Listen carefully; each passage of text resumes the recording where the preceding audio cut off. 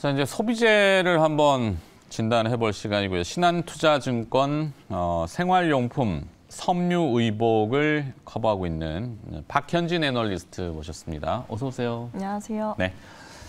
자, 섬유의복부터 가보겠습니다. OEM, 주문제 생산 방식이죠? 네, 맞습니다. 네, 2분기 실적들이 OEM 회사들이 어땠나요? 실적이 대체로 좋았었던 것 같지는 않습니다. 일단 매출은 시장 기대치를 좀 하회하는 모습이었었고요. 또 영업이익은 예상보다 선전을 하긴 했지만 대체로 좀 작년 동기 대비해서는 역성장 추세를 벗어날 수는 없었다라고 좀 보고 있습니다. 특히 이 추세는 한국 OEM사들뿐만 아니라 중국 OEM사들도 마찬가지 상황이었었고요. 최근에 좀 재고가 계속 올라갔던 상황들에 대해서 전체적으로 좀 재고를 소진하는 사이클로 이어지게 되면서 매출은 계속 좀 하락 추세가 1분기에 이어서 2분기도 좀 이어지는 상황이었었고, 다만 사실 일부 OEM사들은 선제적으로 구조조정을 많이 좀 해놓은 측면이 좀 있었습니다. 네. 그래서 인건비가 많이 줄어들고 또한 작년에 비해서 이제 원부자재, 주로 많이 쓰는 면화 가격이 많이 떨어져 있는 상황이기 때문에 그 부분들이 원가 효율에 조금 더 도움이 되었던 것 같다라고 판단하고 있습니다. 정리하자면은 일단 전체적인 매출 증가는 생각보다 많지 않았다. 결국에는 국내 내수 경기가 아직도 이렇게 활발하지는 않고 소비자의 지갑은 얇은 상태다. 그래서 매출은 줄었고 다만 이익 측면에서는 고정비 비용이 좀 줄었기 때문에 그렇게 많이 깎이지는 않았다. 네, 보통 사실 OEM사들의 전망은 한국보다는 이제 글로벌입니다. 유럽이나 이제 미국 시장인데 최근에 유럽이나 미국 시장 자체가 한국의 소비 행태와 크게 다르지 않거든요. 작년에 비해서 올해가 좀 둔화되는 기조에 가고 있고 그 부분들에 따라서 의류 OEM사들도 작년 대비해서는 주문이 계속 좀 줄어들고 있는 추세다라고 이해하시면 될 것 같아요. 네, 그렇다면 이제 상반기 끝났고 하반기로 접어들었는데 하반기의 전망은 과연 어떤지? 사실 2분기 실적을 보면서 애널리스트들도 3분기, 4분기에 대한 어떤 톤 자체를 조정을 할 텐데 네. 사실 안타깝게도 2분기 실적만을 가지고는 업황 개선을 얘기할 수 있을 만한 시그널을 찾지 못했던 거는 사실입니다.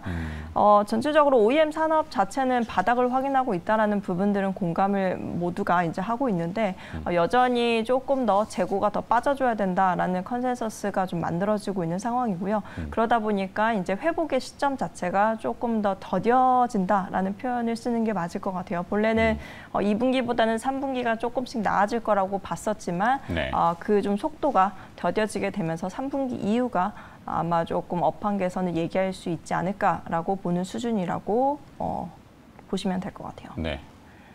반도체 시황 듣는 것 같아요, 갑자기. 언뜻 느낌은 비슷할 수 있습니다. 어차피 그러니까. 소비에 대부분 같이 연결해서 가는 거기 때문에. 네. 반도체 얘기를 여쭈는 건 아니지만 하여튼 다 연결돼 있다.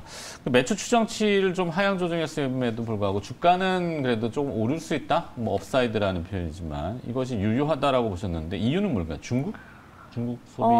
아니요. 사실 한국의 OEM사들은 중국에 익스포저를 두는 경우는 별로 없습니다. 그러니까 중국의 이제 소비가 일로 들어와서 여기서 소비를 해가 이건 아니잖아요. 그것보다는요. 사실 밸류에이션이 너무 싸서 그리고 사실 OEM의 업황이 지금이 바닥이다 보니까 네. 내년까지 길게 볼 수 있다라고 보면 사실 언젠가는 주가가 업사이클로 돌아설 거다라는 기대감이 결국 밸류에이션 콜로 이어졌다라고 보시면 될 것 같아요. 그래서 사실 실적 발표하기 이전부터 영업무역이나 한세실업 등 주요 OEM사들의 주가가 계속 좀 오름세였었고 네. 그 부분들을 이제 2분기 실적 발표를 하면서 계속 이어나갈 수 있을지가 이제 관전 포인트였었는데 그게 좀 다소 좀 빨간불이 들어온 거라고 보시면 될 것 같아요. 네. 자, 그렇다면 섬유의복 내에서 선택적인 영역이 있다면 어디를 픽해보나요? 사실 OEM사들이 업황 개선이 더딘 건 사실이지만 내년까지 길게 보면 지금이 계속 바닥인 거는 맞습니다. 결국 시간 문제라고 좀 보고 있고요. 사실 길게 볼 수 있다라고 하면 중장기 관점에서 어떤 투자 접근이 가능하다라고 보면 사실 영업무역이나 한세실업, 특히 영업무역은 단기 밸류에이션이 상당히 낮다라고 보고 있습니다. 올해나 내년 실적 기준으로 봤을 때 PE 밸류에이션이 4배, 5배밖에 안 되기 때문에 타 글로벌 피어들과 시절과 비교해봤을 때 상당히 낮은 수준이라고 좀 보고 있고요. 또한 한세실업도 업황이 개선되면은 베타가 굉장히 높은 주식이기 때문에 변동성이 상당히 클 수 있습니다. 그래서 지금은 좀 당장은 급하게는 아닐지라도 내년까지 길게 보면은 지금이 계속 주가는 바닥일 수 있다라는 점을 착안하시면 좋을 것 같고요.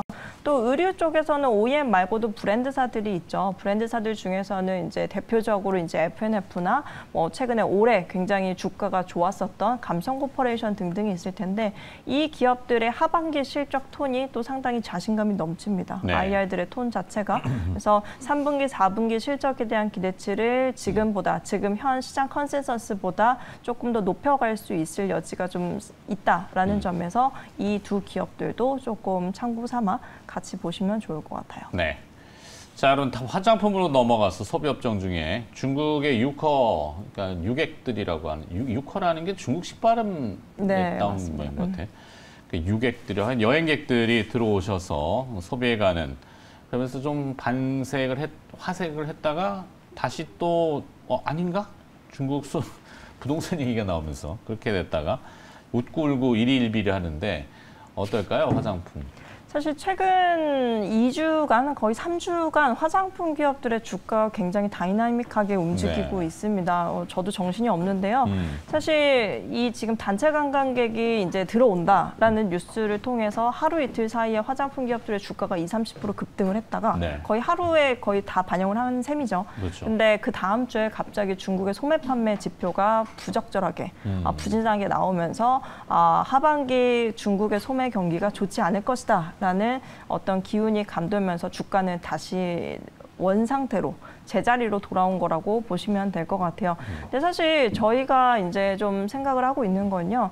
사실 소비가 안 좋으면 해외여행 수요는 우리가 기대했던 것보다 안 들어올 수도 있습니다. 하지만 한국이나 일본을 비롯한 약간 어떻게 보면 중국인들 입장에서 저렴하게 이제 여행에 비용을 쓰고 왔다 갔다 비행기를 탈 수 있는 구간에서의 어떤 단거리 여행 수요는 급반등할 수밖에 없다라고 보고 있거든요. 실제로 네. 최근에 뉴스들을 살펴보면 크루즈가 다시 좀 운행되는 어떤 그런 뉴스들이 많이 찾아지게 되고 또한 이제 단체 관광객이 들어온다는 뉴스들도 꾸준히 많이 보이고 있기 때문에 그거에 따른 면세 실적 개선은 소폭이나마 가능하다라고 보고 있습니다. 다만 이 회복의 강도가 조금 차이가 날 수는 있을 것 같고요. 사실 그렇게 보면은 화장품 기업들의 실적은 지금보다 더 나빠질 수 없다. 특히 대형사들 중심으로 화장품 기업들의 어떤 주가 추이나 실적에 대한 기대치를 상반기에 사실 올리기는커녕 계속 내리고 있었던 상황이거든요. 근데 그 부분들이 이미 중국에 대한 기대치, 로컬 실적에서에 대한 기대치는 이미 많이 낮추고 있었던 상황이기 때문에 로컬보다는 오히려 단체 관광객이 들어옴으로 인해서 면세 트래픽이 개선되는 어떤 성과를 지금은 조금 더 주목해봐야 될 때다라고 보시면 좋을 것 같아요. 네. 한때 그 황제주 소리를 들었던 아모레퍼시픽, LG생활건강 이런 대형 그 소비업종, 화장품 쪽이 하반기에는 과연 어느 정도 회복을 할 것인가, 이름값을 할까요? 회복을 일단은 할 거라고 보고 있습니다. 아까 말씀드린 것과 같이 회복의 강도가 문제인 거고요. 사실 지금 대형사들은 면세 채널의 비중이 여전히 조금 높은 편이긴 합니다. LG생활건강이 면세 채널 매출 비중이 한 20%대라고 알려져 있고요. 아모레퍼시픽도 10% 중반 정도 차지하고 있기 때문에 이 면세 채널 자체는 지금보다 더 나빠지긴 어렵고 그렇게 보면 결국 화장품 기업들의 마진에 기여할 수 있을 거다라고 보고 있습니다. 특히 아모레퍼시픽 같은 경우는요, 최근에 설화수나 이제 뭐 이니스프리, 라네즈 등 되게 많은 브랜드들이 리뉴얼을 이제 진행을 하게 되면서 리뉴얼에 대한 성과를 계속 좀 업데이트하고 있는 상황이거든요. 근데 다행히 리뉴얼에 대한 성과가 국내 법인 빼고는 뭐 동남아시아나 북미 법인 그리고 중국에서조차도 최근에 좀 턴어라운드 기조가 명확합니다. 그래서 네. 사실 지금보다 더 나쁘기보다는 오히려 좋은 것들, 호재를 조금씩 반영해 나갈 수 있는 시기가 앞으로가 되지 않을까라고 보고 있습니다. 네. 자, 상대적으로 그 중소형 화장품 죄송합니다.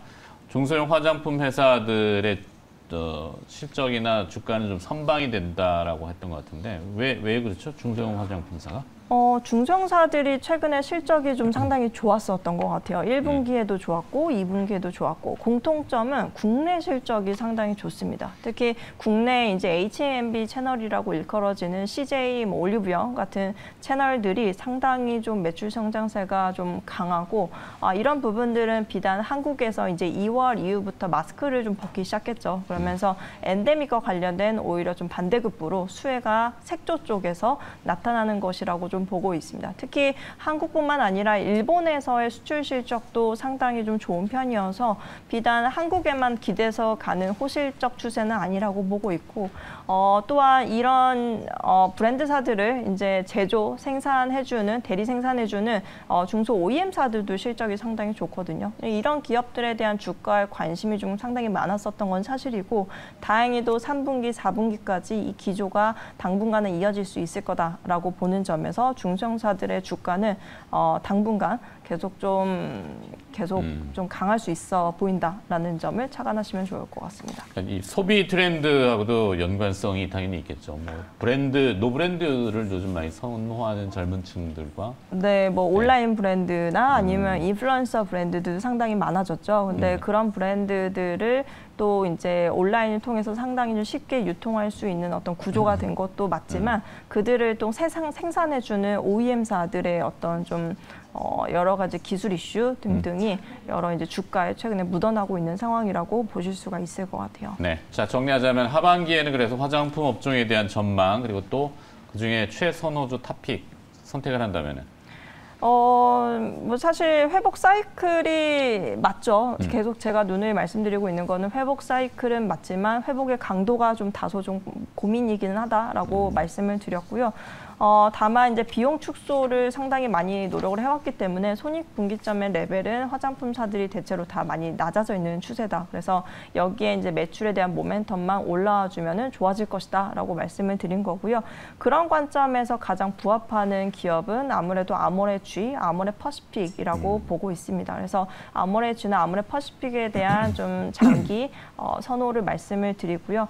중소형사 중에서는 최근에 중소 브랜드사들이 좀 최근에 계속 실적이 좋다 보니까 이들을 생산을 주로 많이 해주는 OEM사를 계속 좀 보시면 좋을 것 같아요. 특히 CNC 인터내셔널이 최근에 국내 바이어들뿐만 아니라 해외 럭셔리 브랜드들의 수주도 꾸준히 늘고 있는 추세인지라 특히 색조로 대표되는 OEM사거든요. 그래서 CNC 인터내셔널에 대한 하반기 혹은 내년 실적에 대한 기대치를 꾸준히 높여갈 수 있어 보인다라는 점에서 선호 의견 말씀드립니다. 네, CNC 인터내셔널 하나 건졌네요.